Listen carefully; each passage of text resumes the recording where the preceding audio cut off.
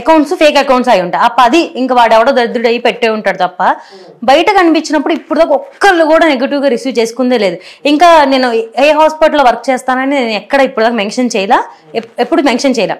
But హాస్పిటల్కి వచ్చిన clients ఎప్పుడైనా చూసి ఈ మేడం ఆ మేడమే కదా అని గుర్తుపట్టినా వాళ్ళు ఇంకా నా కోసం వస్తారు కానీ హాస్పిటల్కి ఎప్పుడు బ్యాడ్ గా రిసీవ్ చేసుకున్న వాళ్ళు బయట అయితే ఇప్పుడు దాకా నేను చూడలేదు. ఓకే, అంటే రియల్ లైఫ్ లో చూస్తూ ఉంటారు కదా, అంటే వాళ్ళకి ఆ చూస్తుంటే మనకు అర్థమైపోతుంది. ఇన్స్టాగ్రామ్ లో గుర్తుపట్టిన వాళ్ళు బయట ఒక బ్యాడ్ కామెంట్ ఎందుకు నన్ను జడ్జ్ చేయాలి? బ్యాడ్ కామెంట్ అంటే నేను ఇప్పుడు మీ వీడియోస్ చూస్తూ ఉంటారు, ఆ డాన్స్ కూడా చాలా మంది చూస్తూ ఉంటారు. సో మీ ఇంటి పక్కన వాళ్ళు కానీ మీ పేరెంట్స్ కూడా చూస్తూ ఉంటారు. అంటే ప్రొఫెషనల్ గా డాన్స్ చేసి ఉంటే పెద్ద డీ డాన్సర్ అయిపోయేదాన్ని అని అనుకుంటున్నారు. లేదు అయ్యేదాన్ని. అవునా?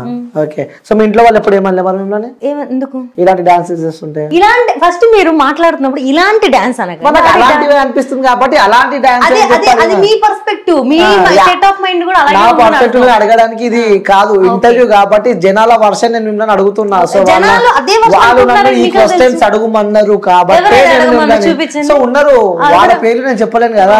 సో చాలా మంది జనాలు చూస్తూ ఉంటారు, ఈ అక్కని ఇంటర్వ్యూ, ఆ పిల్లల ఇంటర్వ్యూ, ఆ పోరిన్ ఇంటర్వ్యూ అని చెప్పి చాలా మంది చెప్తూ ఉంటారు. సో అందులో మీరు ఒకరు నన్ను ఇంటర్వ్యూ చేసేది ఈ రోజు. ఇలాంటి డాన్స్ అలాంటి డాన్స్ అది నేను అసలు యాక్సెప్ట్ చేయను. మీరు ఎన్నిసార్లు అన్నా కూడా నా డాన్స్ కాబట్టి అది డాన్సే, ఓకేనా? అందులో ఒక బాడీ ఆర్గన్ ఒకటి హెవీ బెస్ట్ ఉన్న అమ్మాయి ఒక డాన్స్ వేస్తేనే అది తప్పంటే ఇంకా మనుషులు బతకక్కర్లా. ఇంకా మీరు కూడా ఇంటర్వ్యూ పెట్టి ఒకరిని డిఫేమ్ చేయాలి, ఇంకా ఫెమినిజం కి అగెయిన్స్ట్ గా మాట్లాడాలి, అమ్మాయి అంటే ఇంకా 36 ఉండాలి, 38B కూడా ఉండకూడదు అని మీరు మాట్లాడుతున్నారు. అదే మీకు అనిపిస్తుంది?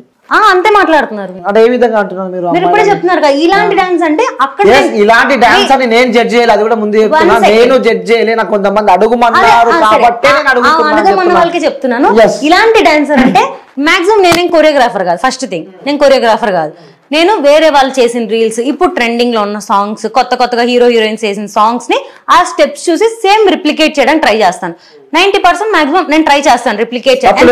ఎంతవరకు వచ్చిందో నాకు తెలియదు, నాకు వచ్చింది నేను చేస్తాను. వచ్చింది నేను చేస్తున్నప్పుడు ఒక అమ్మాయి బాడీ ఇలా ఉందంటే ఆ అమ్మాయికి ఒక 38 అమ్మాయికి బాడీ ఆర్గాన్స్ ఏమైనా ఇలా ఉన్నాయంటే ఆబ్వియస్ గా ఆ అమ్మాయి మూవ్ అయినప్పుడు అవి షేక్ అవుతాయి, ఎంత వాళ్ళు ప్రొటెక్ట్ చేయడానికి ట్రై చేసినా కూడా, ఓకేనా? అదే నన్ను జడ్జ్ చేసిద్ది అంటే వాళ్ళ స్టేట్ ఆఫ్ మైండ్ అంతే నేను ఫీల్ అవుతాను.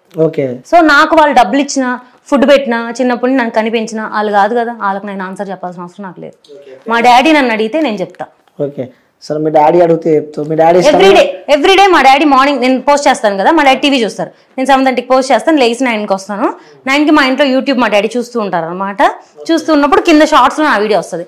వచ్చిన తర్వాత మా డాడీ ఆ వీడియో చూస్తాడు, ఆ రిమోట్ కర్సర్ని ఎత్తుకొని లైక్ బటన్ నొక్కుతారు. ఓకే, నాన్న కాబట్టి తప్పదు కాదు. ఇలా మీలాగా చాలా మంది కమెంట్స్ చేశారు, చాలా ఫ్యామిలీ ప్రాబ్లమ్స్. అదే జనాలు చాలా మంది కమెంట్ చేశారు, అదే చెప్పారు చాలా మంది కమెంట్ చేశారు. ఫ్యామిలీలో వెనక బ్యాక్ పిచ్చింగ్ చేసుకున్నారు. డాక్టర్ కదా, రీల్స్ చేసుకోవాల్సినంత అవసరం ఏంటి? డాక్టర్ 9 to 4 వరకే డాక్టర్, 9 to 9 వరకే డాక్టర్. యాక్టర్ కాదు, నా ఇష్టం, నా టైం అది. ఒక నుంచి ఒక వరకు జాబ్ టైం. ఇప్పుడు సాఫ్ట్వేర్ ఇంజనీర్ ఉన్నాడు, 9 to 4 జాబ్ చేస్తాడు, తర్వాత వాడి ఇష్టం వాడిది. నాది అంతే, నా జాబ్ టైం వరకు నేను జాబ్ చేసుకుంటా, తర్వాత నా ఇష్టం, నేను ఏదైనా చేసుకుంటా. అది ఇంకా నేను ఎక్కువ కష్టపడుతున్నా. పొద్దున్న 10 నుంచి నైట్ 9 దాకా నేను జాబ్ చేసి ఇంటికి వెళ్ళి తిని రీల్స్ చేసి ఎడిట్ చేసి పడుకోవాలి. అది నాకు ఎక్స్ట్రా వర్కే. ఎడిట్ చేయాలి, మళ్ళీ ప్రమోషన్ వీడియోస్ నేనే ఎడిట్ చేసుకోవాలి, వాయిస్ ఓవర్లు ఇచ్చుకోవాలి, నేనే పోస్టింగ్ చేసుకోవాలి, మళ్ళీ నేనే మాట్లాడాలి వాళ్ళందరితో, అవన్నీ నేనే చేసుకోవాలి. నేను నైట్ నాకు 2 దాకా ఎడిటింగ్ చేసుకుంటాను, మొత్తం అన్ని చేసుకుని పడుకొని పొద్దున్న పోస్టింగ్ చేసి మళ్ళీ ఇంకా డే స్టార్ట్ చేస్తాను. అది నాకు ఎక్స్ట్రా కష్టమే. ఇంకా ఎంతవరకు సంపాదిస్తున్నారు? ఎందులో? డాక్టర్లో ఎంత వస్తుంటది? యాక్చువల్గా డెంటల్ వాళ్ళకి చాలా తక్కువ అండి పే అనేది. అంటే మనం ఓన్ క్లినిక్ పెట్టుకుంటే తప్ప అసలు లిటరల్గా ఒక షాపింగ్ మాల్స్ లో బట్టలు సెట్ చేస్తారు కదా, వాళ్ళకి ఇంకా ఎక్కువ సాలరీస్ వస్తాయి స్టార్టింగ్. ఓకే, డెంటల్ కన్నా 15,000 ఇస్తారు వాళ్ళకి. పాపం డెంటల్ వాళ్ళకి అయితే 10-12 ఇస్తారు స్టార్టింగ్. ఎందుకలా? అది డెంటల్ కి డిమాండ్ ఇప్పుడు అలాగే అవుతుందండి. సో ఎంత డాక్టర్ అయినా అది చాలా తక్కువ. ఓకే, ఇన్స్టాగ్రామ్ నుంచి ఎంత సంపాదిస్తున్నావు? ఇన్స్టాగ్రామ్ నుంచి నాకు ఎంత పెద్ద బడ్జెట్ ఉంటది? అస్సలు లేదు, అస్సలు లేదు. అంటే నాకు చాలా షార్ట్ స్పాన్, నేను ఇన్స్టా స్టార్ట్ చేసి నాకు కెరియర్ వచ్చింది. నా 100K నాకు ఫాస్ట్ గా వచ్చేసింది. బట్ జనాలకు నేను తెలియదు, ప్రమోషన్స్ ఏం రాలేదు. ఎందుకంటే నాకు వీడియోస్ కౌంట్ తక్కువ, ఫాలోవర్స్ ఎక్కువ. రీచ్ ఫాలోవర్స్ అందరూ ఫాలో కొట్టేస్తారు, రీచ్ వెళ్ళదు కదా. నాకు రీచ్ అనేది ఒక కన్సిస్టెంట్ గానే మనకు పెరిగిద్ది. ఒక్కొక్క టైంలో నాకు 100-150K ఫాలోవర్స్ వచ్చినా నాకు ఎలా అంటే నాకు కొంచెం సైకలాజికల్ ప్రాబ్లం రాడు. అంటే 10K వ్యూస్ అని నాకు కనిపించాలి. అక్కడ 10 ఆ 10 రావడానికి నేను స్ట్రగుల్ అయ్యాను. 6,000-7,000 వ్యూస్ కూడా. ఇప్పుడు ఎలా అంటే ఇప్పుడు నేను ఉన్న స్టేజ్ నాకు 100K మినిమం టచ్ అవ్వాలి ఒక వీడియో అంటే. టచ్ అవ్వకపోతే నేను ఏంటి వెళ్ళట్లా అలా ఫీల్ అవుతా. ఇంకోటి చాలా మంది కూడా ఉన్న డౌట్ అది, మీ వీడియోస్ చూస్తేనేమో చాలా తక్కువ ఉన్నాయి, లేదు 500 వీడియోస్ ఉన్నాయి, మీ ఫాలోవర్స్ చూస్తే చాలా ఎక్కువ మంది ఉన్నారు. సో అవన్నీ పైసలు పెట్టి ఫేక్ ఫాలోయింగ్. ఓకే, ఇది థ్యాంక్ యూ ఈ క్వశ్చన్ అడిగినందుకు. నా డే 1 నేను స్టార్ట్ చేశాను కదా, స్టార్ట్ చేసినప్పటి నుంచి నాకు 100 ఫాలోవర్స్ 150 ఫాలోవర్స్ దగ్గర నుంచి ప్రతి అచీవ్మెంట్ 100, 200, 300, 400, 5,000, 2,000, 3,000, 10,000, 15,000, 20,000 ఎవ్రీ సింగిల్ ఫాలోవర్ని నేను ఎన్ని డేస్కి నాకు వచ్చానని ప్రతిదీ నా హైలైట్స్లో ఉంటుంది. ఇన్స్టా ఫ్యామిలీ అని చెప్పి నేను ఫస్ట్ డే నుంచి ఈ రోజు దాకా ఒక 1 రూపీ కూడా నేను ఈ రోజు దాకా ఒక బూస్ట్ కూడా నేను ఖర్చు పెట్టలేదండి. నా ఇన్స్టా ఓపెన్ చేసి మీకు ఇస్తా. ఎవరికైనా నా ఇన్స్టా ఓపెన్ చేసి నా రీచ్ ఒక్కోసారి పడిపోద్ది.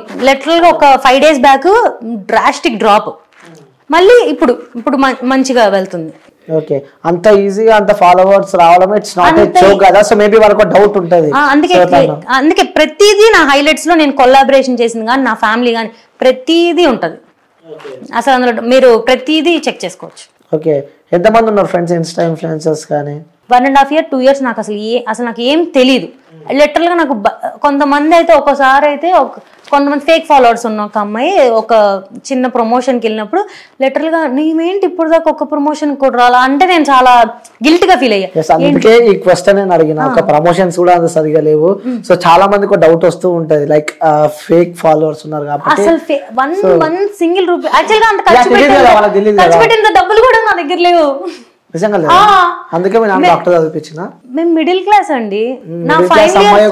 నా ఫైనల్ ఇయర్ ఫీజు కట్టడానికి లిటరల్ గా మా మమ్మీ డాడీ ఫుల్ స్ట్రగుల్ అయ్యి 4th year ఫీజు కట్టలేక నా ఎగ్జామ్ ఆగిపోద్ది అన్న స్టేజ్ లో మా డాడీ మా క్యాస్ట్ ప్రెసిడెంట్ కృష్ణా డిస్ట్రిక్ట్ కి. సో మా క్యాస్ట్ వాళ్ళు వేరే కంట్రీస్ లో ఉంటారు కదా, వాళ్ళని రిక్వెస్ట్ చేస్తే నాకు కెనడా US నుంచి కొంచెం డొనేషన్స్ మా కాలేజ్ అకౌంట్ లో పడితే నేను ఫైనల్ ఇయర్ చదివా. నేను యాక్చువల్గా పీజీ చేయలేదు, ఎందుకంటే పీజీ ఫ్రీ సీట్ కొట్టినా కూడా 4.5 lakhs per year కట్టాలి. అండ్ ఎక్కువ ఇన్స్ట్రుమెంట్సే మాకు 2.5 lakhs అవుతుంది. పర్ ఇయర్ నాకు 7 lakhs కావాలి. అది అంత మేము అఫోర్డ్ చేయలేక నేను పీజీ కూడా చదవలేదు. అది స్టాప్ చేసా. సో మాటలా మర్చిపోయారు, ఇన్స్టా ఎంత వస్తుంది రెవెన్యూ? ఇన్స్టా అదే చెప్పాను కదా, స్టార్టింగ్ నాకు అసలు ఎంత ఇస్తారో కూడా తెలీదు. నా ఫస్ట్ ప్రమోషన్కి వచ్చింది నాకు 300 rupees. సెకండ్ ప్రమోషన్కి వచ్చిన ఆయన ఎంత కావాలి మేడం అని అడిగాడు. ఆయన ఒక US యాప్ అనమాట, వాళ్ళకి చాలా తక్కువ కదా 300-500 అంటే. నాకు అది చెప్పడం కూడా తెలీదు. నాకు 300 rupees ఇచ్చారండి అని చెప్తే ఆయన లిటరల్గా నా మీద జాలిపడి, మేడం ఇంకెప్పుడు ఇలా చెప్పకండి మీరు, నేను మీకు 5,000 ఇస్తానంటే అసలు నేను గాల్లో ఎగిరిపోయాను అనమాట. అప్పుడు థర్డ్ ప్రమోషన్ నేను అంతే ఎక్స్పెక్ట్ చేశా, వాళ్ళు 1000 కూడా ఇవ్వాల. 1000 ఇచ్చారు. అడిగితే 1000 ఇచ్చారు. సో అలా 2,000, 3,000 ఇప్పుడే అండి.